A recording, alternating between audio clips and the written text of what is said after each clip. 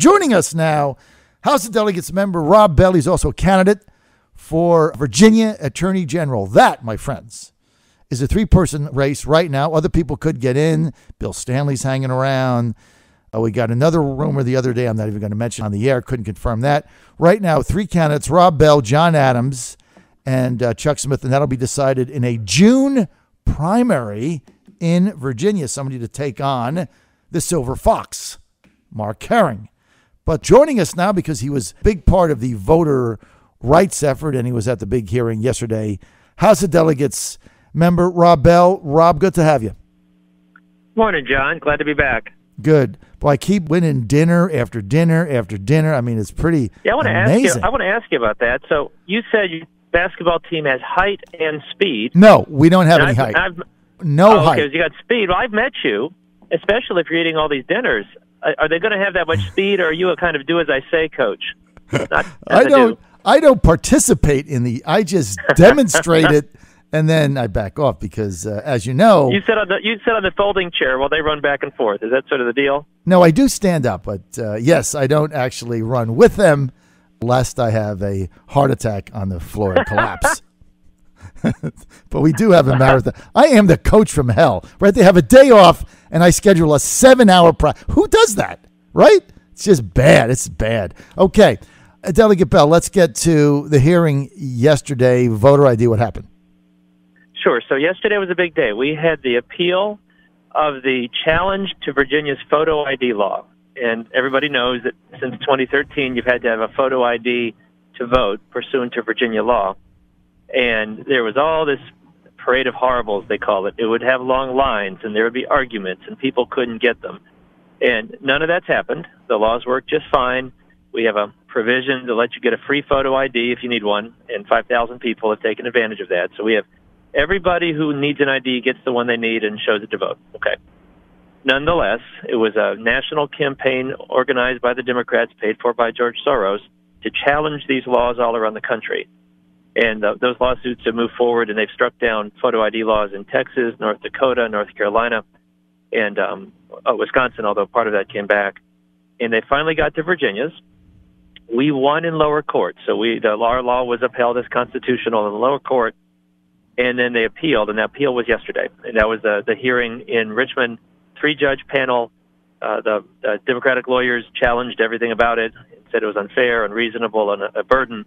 And our lawyers, now, it wasn't Mark Herring. Mark Herring has refused to defend this law, but our lawyers were hired out of taxpayer money, so those lawyers defended the law. And that was the case that we heard yesterday. And so how did it go? Well, of course, they don't rule. This is an appellate court, so they have briefs ahead of time. They ask the lawyers questions for about an hour, and then they will go back and decide. Certainly, I mean, I'm biased, but I thought our guys did a better job. There were some interesting exchanges. One of the judges who seemed favorable to our side, just from his questions, really pressed the Democratic lawyer, his name is Spiva, and said, what if the state mailed an ID to every single person? Would you accept it then? And he was trying to come up with something that the lawyer would accept was okay. And the lawyer said, oh, Judge, given Virginia's history, I'm not willing to even accept that.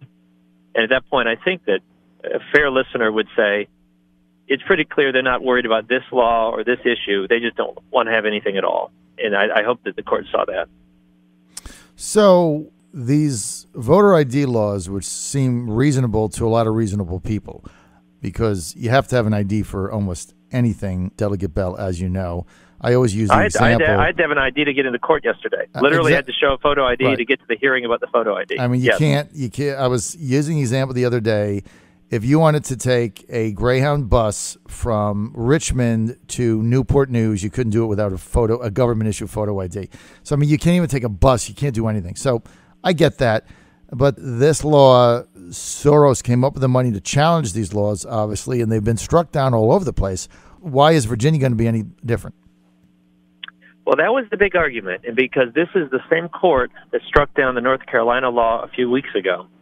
And so, obviously, the Democratic lawyer, Mr. Spiva, was trying to make it sound like we were like North Carolina, and our lawyers were trying to distinguish it. And there really are a lot of differences. The first would be the North Carolina law wasn't just about photo ID. It moved all sorts of things. And change how you vote, when you vote. Ours was just a photo ID law. And then the second thing was ours, they didn't like the way that North Carolina's was passed. North Carolina did it all in one day, right after a Supreme Court hearing. It looked like it was sort of rammed through very quickly, very modest public engagement, involvement, chance to comment. We did ours the usual way. It went through the subcommittee, it went through the committee, then it passed the Senate, then it came to the House, same thing, and was signed by the governor. And then third, there had been some memos going around in North Carolina about efforts to try to find ways to identify ways that minorities voted and then make sure that that's not part of the current law. We didn't have any of that. I mean, Democrats, poured through all of the floor comment. They obtained all of our emails by subpoena and went through those, and they've never found a whiff of it. There's no evidence presented in court that we had any issue about minority voting or animus of any sort. We just wanted to have a photo ID to vote. So, I mean, it goes back to this court has not been favorable to upholding these.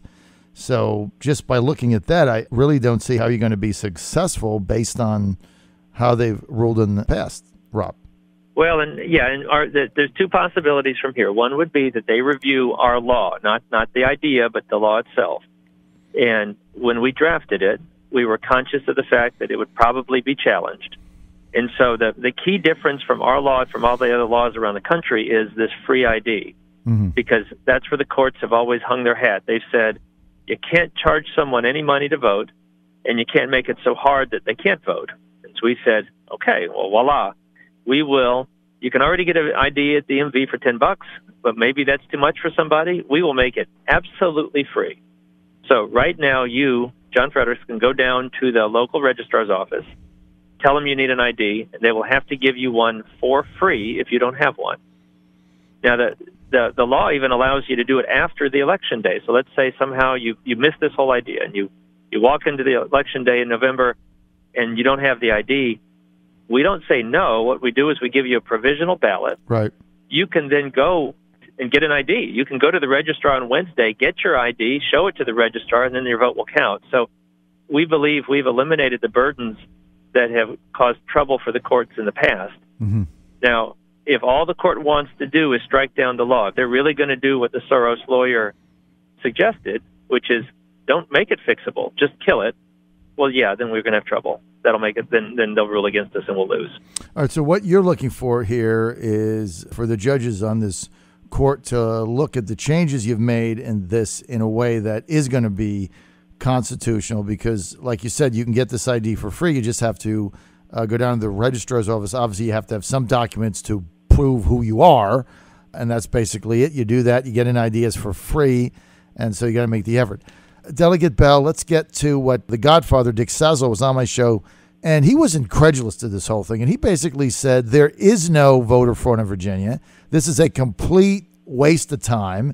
It's concocted by the Republicans to dissuade African Americans from voting. It's clear as a bell. And he said there's a higher chance of somebody getting struck by lightning in Virginia than there is of voter fraud based on the history. How do you respond to that? I think he's wrong. And I think that there were 400 cases identified in 2012 sent over to the state police. Not all of them were prosecuted, but those were cases that came over from the state board. And we have a history in Virginia of very close elections. And Mark Obenshane only lost when they started the recount. No, we never finished it, but it's 165 votes. And so this really is an issue where if someone votes your vote, or if they vote for someone that they're not, they've diluted a very important, vote. In other words, your vote, John Fredericks' vote, if someone goes in and says they're you, don't have to show photo ID. Of course it's fraud. And if we were a state where it was never close, then you could at least say, well, this is more theoretical than actual. But no, this is actual. And as you said, all we're asking would be some identification that the person who's about to help decide this election is the person they say they are. This is something you do in any other serious endeavor. In other words, any serious endeavor in this society, you have to show a photo ID. Here you have something that's not just kind of serious, but it really sets the course for our country. So I think this is a very modest law, actually, and people move here from other states and just are shocked. So, the old law was so easy. Anybody could walk up, say who they said they were, and vote. If I could make an analogy, Delegate Bell, if you will, The governor of Virginia, Terry McAuliffe, has made a big thing about restoration of rights for felons. And I know you and I don't see eye to eye on this.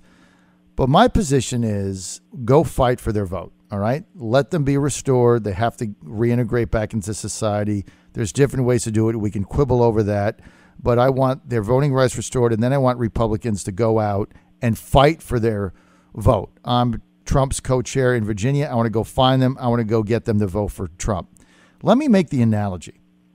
Why don't the Democrats take the different position, if they're authentic, and say, you know what? We need to educate everybody on how to get an ID and help them get that. And, we'll have carpools and vans. We'll do whatever we can so that everybody has an ID, so that everybody that wants to vote can prove who they are and they can vote. And we're going to put money in it, do everything that we can to provide that. Why wouldn't they take that position instead of fighting it and opening it up to fraud?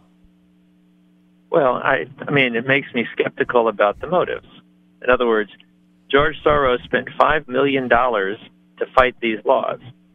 Now, just so you know, it cost us roughly $1 a piece for these IDs, and we being, the Commonwealth. There was more to set up all the equipment, but let's call it $50,000. Let's call it $100,000 that we spent on the 5,000 IDs that we provided. He is spending much more effort to fight them than it would be just to provide people with the IDs. Now, when someone does that, you go, either you're a very dumb person that doesn't make any sense what you're doing, but we know that's not true. I mean, he's a very smart billionaire. Well, there might be some other thing that he's doing, and so it'd be very easy to do this. And again, just so everybody understands, under Virginia law, you walk into the election precinct, you don't have the ID. It's not that they say no; they don't turn you away. They say, "All right, John. Well, you say you are who you say you are, but here's what we're going to do. Here's your provisional ballot. Cast it, and you got 3 days to come back and show us a photo ID. And even if you then say, oh, goodness, I don't have a photo ID, they go, well, that's easy. Come to the registrar's office. It's probably a little busy today, but come in tomorrow on Wednesday and get yourself your free photo ID, then show it to us, and that'll be your photo ID. So we could not have made it any easier to comply. It's just a question of whether people think there ought to be some proof that the person voting is the person who said, they say they are. Well, the objective behind it is to open the door and allow voter fraud. Otherwise, they would do exactly what we said. They would be sure that everyone that they wanted to vote or had the opportunity to vote would have the idea that they needed in order to do it, and they would solve the problem. So I think that's what they ought to do. I'm very suspicious with this thing. I hope the court rules in our favor. It's the definite right thing to do. But, things have become, as you know, Rob, so politicized today. You just don't know what these judges are going to do. We're out of time, though. I want to thank Rob Bell for being with us, fighting the good fight. Delegate Bell, always a pleasure to have you on, sir.